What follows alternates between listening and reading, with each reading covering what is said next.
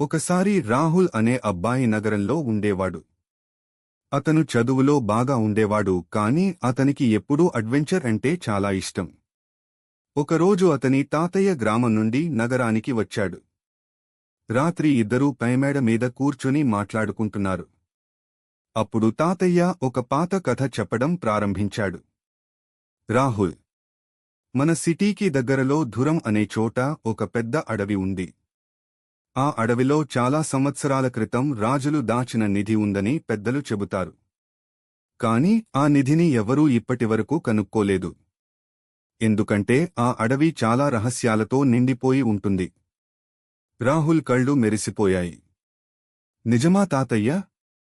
నేను వెళ్ళి చూసి వస్తాను అన్నాడు. తాతయ్య నవ్వుతూ చెప్పాడు.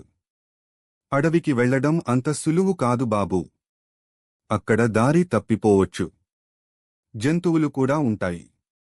కాని ధైర్యం, తెలివి ఉంటే ఏదైనా సాధ్యం. ఆ మాటలు రాహుల్ మనసులో మిగిలిపోయాయి. మరుసటి రోజు అతను ఒక మ్యాప్, టార్చ్, నీళ్ల బాటిల్ తీసుకుని ధురం అడవికి వెళ్లాలని నిర్ణయించుకున్నాడు. అడవిలోకి అడుగుపెట్టగానే పెద్ద పెద్ద చెట్లు, పక్షుల శబ్దాలు, చుట్టూ నిశ్శబ్దం.